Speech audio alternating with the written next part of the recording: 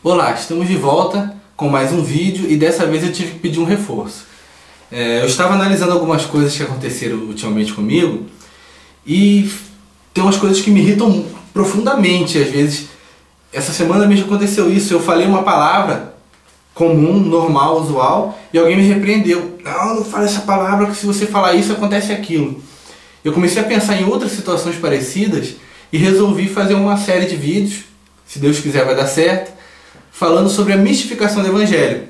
E eu pedi ajuda aqui para o pastor Célio Queiroz, já que vamos tocar alguns assuntos um pouco polêmicos, né? Então eu vou pedir ajuda para alguém com um pouco de experiência, né? Ele se formou em Baile em 77, pouquinho tempo estuda a Bíblia. E é meu pai também, para quem não sabe, então ele vai me ajudar. Amém, pastor? Amém. Glória a Deus.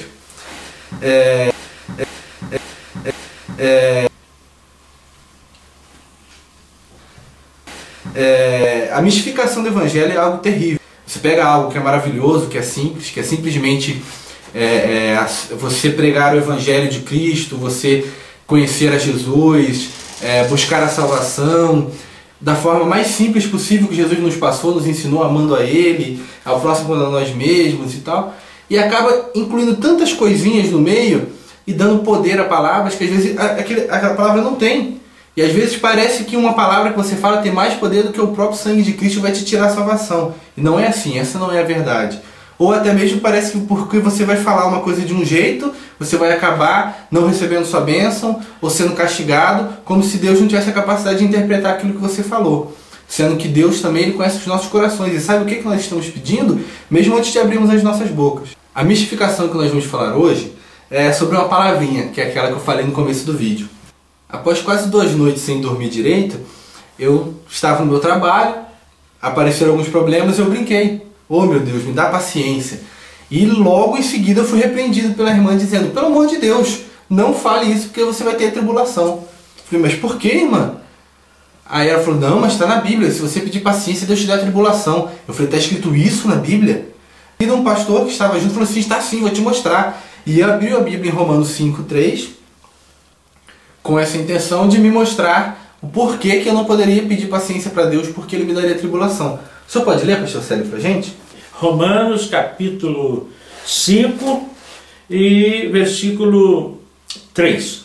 Diz assim, e não somente isto, mas também nos gloriamos nas tribulações, sabendo que a tribulação produz a paciência. O senhor poderia ler na Bíblia Viva também, por favor? Ah, está aqui, está na mão.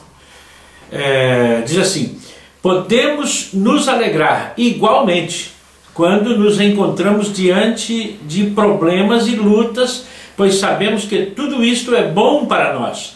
Ajuda-nos a aprender a ser pacientes. Agora que nós já lemos o texto e sabemos o porquê dessa crença em que não se pode pedir paciência para Deus, vamos analisar. A primeira forma é analisar com uma interpretação simples de texto, coisa que você faz na escola. Aqui está falando que a tribulação produz paciência. Trocando em miúdos. Tudo bem. Quer dizer que quando você está em tribulação, você alcança a paciência. Vamos parafrasear e trocar aí os objetos desse cenário. Vamos pensar em café. Eu posso dizer agora, por exemplo, para o meu pai, minha mãe acabou de passar um café, e falar para ele que na garrafa térmica há café. Ou seja, que se você abrir aquela garrafa térmica e virá-la, ela vai jorrar café. No copo, na pia, mas não joga na pia não que desperdiça. É muito bom o café, não pode desperdiçar. Então, quer dizer que tem café naquela garrafa térmica. Que se você quiser tomar café, você só vai conseguir tomar se ele estiver na garrafa térmica? Não. Existem outros locais onde aquele café pode estar. No bule, na chaleira, numa garrafa PET até. É verdade, pastor Célio. Então, o fato de dizer que a tribulação gera paciência não quer dizer que a paciência só vem pela tribulação. A própria Bíblia tem outros exemplos onde existe paciência e não existe tribulação. Um deles está em Romanos 15:4. Eu vou ler na versão Revista e Corrigida e o pastor vai ler na versão Bíblia Viva. Da Bíblia Viva. Está escrito assim, porque tudo que dantes foi escrito para nosso ensino foi escrito para que, pela paciência e consolação das Escrituras, tenhamos esperança.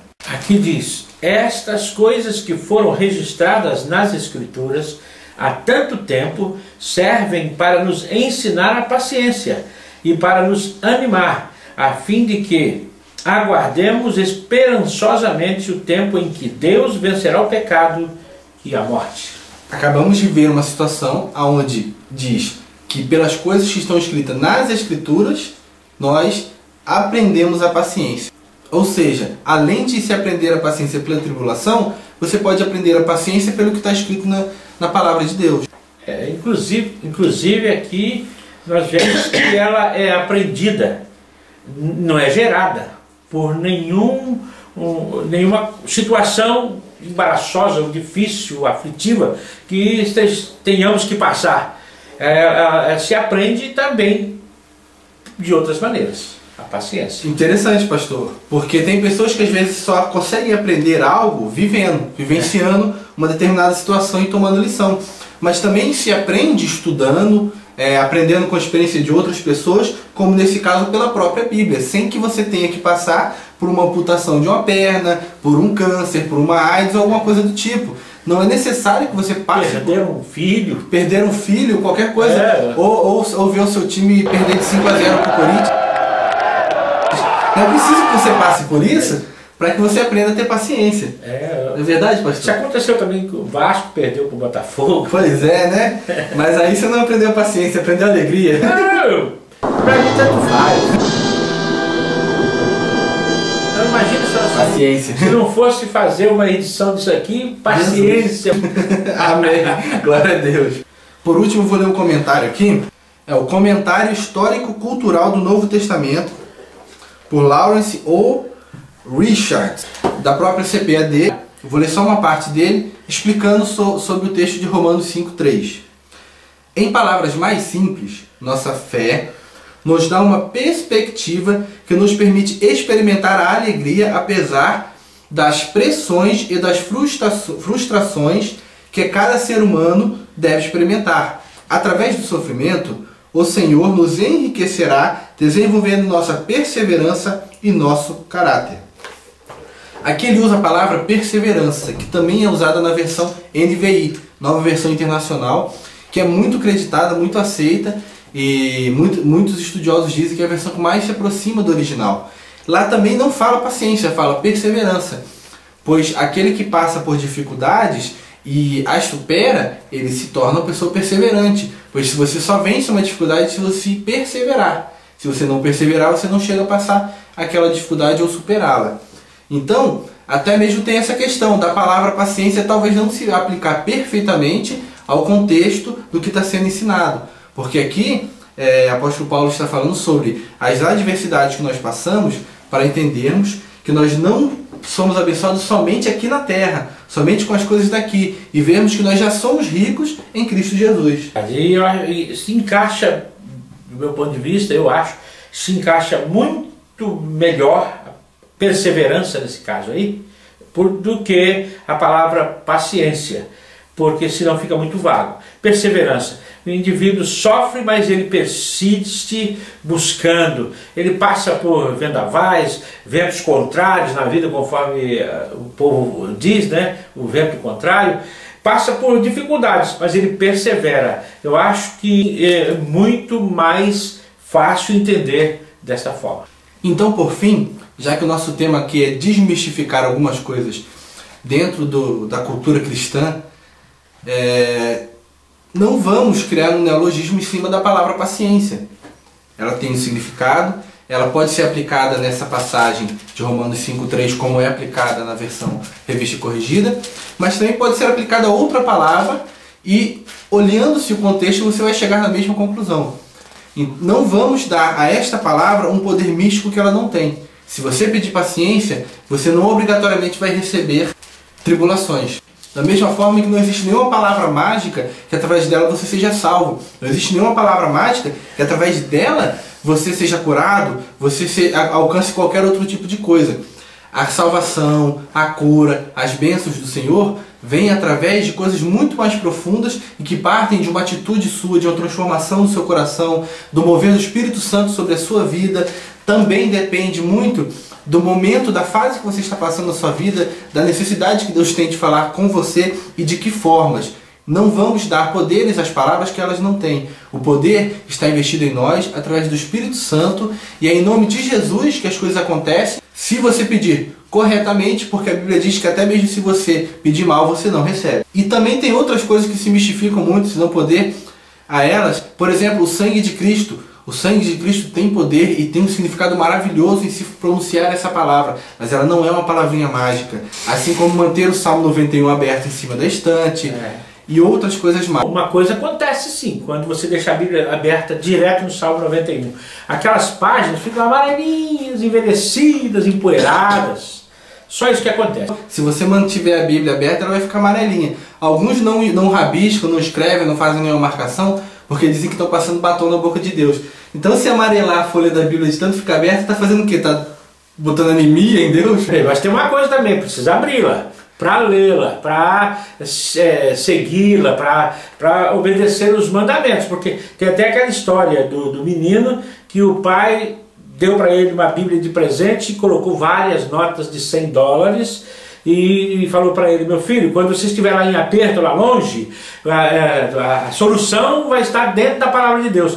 O menino nunca leu a Bíblia e nunca passou apertos tremendos, mas ele nunca descobriu que tinha várias notas de $100 dentro da vida para resolver o problema dele.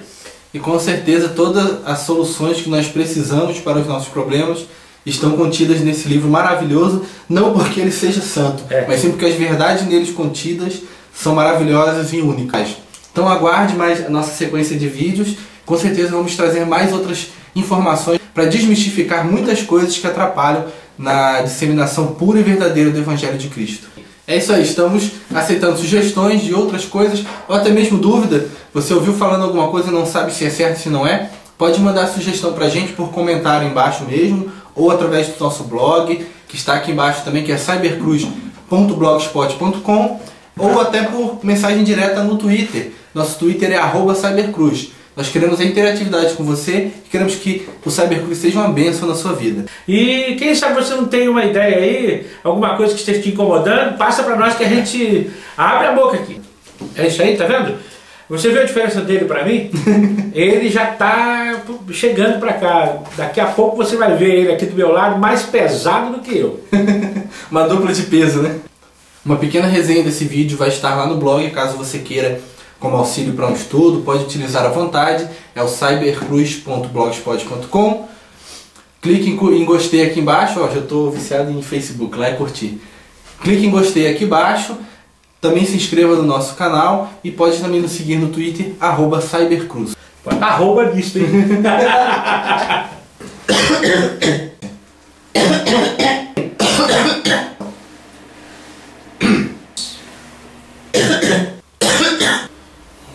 Tem que ter paciência. Parte aqui não tem figuração nenhuma. Cadê? Oh Deus, me dê paciência.